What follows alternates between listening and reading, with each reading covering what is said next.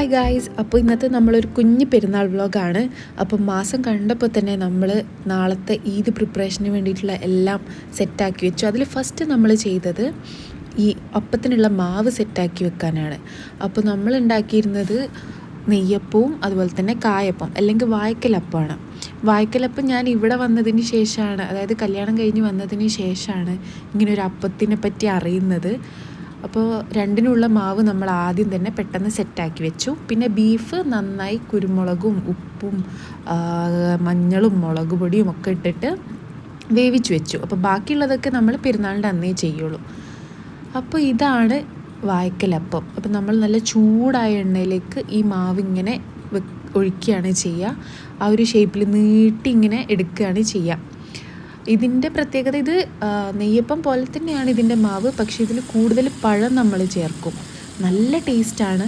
ഇതും ബീഫും അപാര കോമ്പിനേഷനാണ്. പഴംപൊരിയും ബീഫും, അല്ലെങ്കിൽ ഉണ്ണിയപ്പം ബീഫ്, അല്ലെങ്കിൽ നെയ്യപ്പം ബീഫ്, ഈ കോമ്പിനേഷൻസൊക്കെ ഉള്ളതിനേക്കാട്ടിലും കുറച്ചുകൂടി ഒരു മുകളിലായിട്ടുള്ള കോമ്പിനേഷനാണിത്.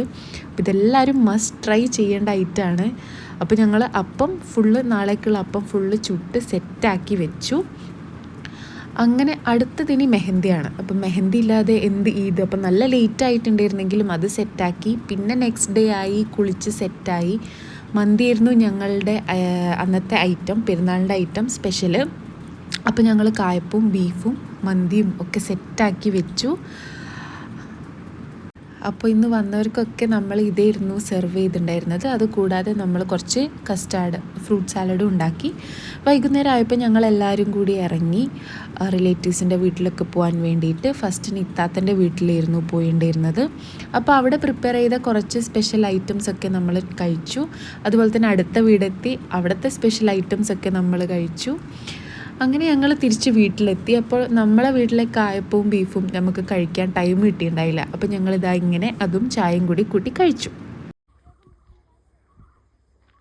എന്ന് പറയാൻ കാരണം, എല്ലാവരും കല്യാണം കഴിഞ്ഞ എല്ലാവരും അവരെ വീട്ടിൽ പോയി പെരുന്നാൾ ആഘോഷിക്കുന്ന ദിവസമാണ്. അങ്ങനെ ഞാൻ തറവാട്ടിലേക്കായിരുന്നു ആദ്യം പോയത്. അവിടെ പോയി ചായയൊക്കെ കുടിച്ചു. തറവാടിൻ്റെ അടുത്ത് തന്നെ ഒരു പുഴയുണ്ട്. അപ്പോൾ ഞങ്ങൾ അവിടെ ഒന്ന് ചെറുതായിട്ട് എക്സ്പ്ലോർ ചെയ്യാൻ വേണ്ടി പോയി. എപ്പോൾ ഞാനിവിടെ ആരെ കാണിക്കാൻ കൊണ്ടുപോയാലും ഞാൻ സാധാരണ വീകാറുണ്ട്. അപ്പം ഞാൻ വളരെ ശ്രദ്ധിച്ചാണ് ഇതിൽ നടന്നിട്ടുണ്ടായിരുന്നത്. പക്ഷേ ഇപ്രാവശ്യം ഉണ്ടായത് വേറൊരു ട്വിസ്റ്റാണ്. അങ്ങോട്ട് ഇറങ്ങാൻ പറ്റാതെ അവിടെ ഒരു പോത്ത് കാവൽ നിൽക്കുന്നുണ്ടായിരുന്നു. അത് കണ്ട് തരിച്ച് നിൽക്കുന്ന ആൾക്കാരെയാണ് ഇവിടെ കണ്ടത്. അങ്ങനെ ഞങ്ങൾ തിരിച്ചു വന്നു. പിന്നെ വീട്ടിലെത്തി ഉമ്മൻ്റെ സ്പെഷ്യൽ ഇന്നത്തെ ഐറ്റം കണ്ണുവെച്ച പത്തിരിയായിരുന്നു. ബിരിയാണിയും മന്തിയൊക്കെ ഞങ്ങൾ ഇന്നലെ കഴിച്ചതുകൊണ്ട് ഇന്ന് വേറെ എന്തെങ്കിലും സ്പെഷ്യൽ ഞങ്ങൾക്ക് വേണ്ടി സെറ്റാക്കാൻ വേണ്ടി ഉമ്മ കണ്ണുവെച്ച പത്തിരിക്കാണ് സെറ്റാക്കിയിരുന്നത്. അങ്ങനെ ഉമ്മ ഇതാ കണ്ണ് വെച്ചുകൊണ്ടിരിക്കുന്നു.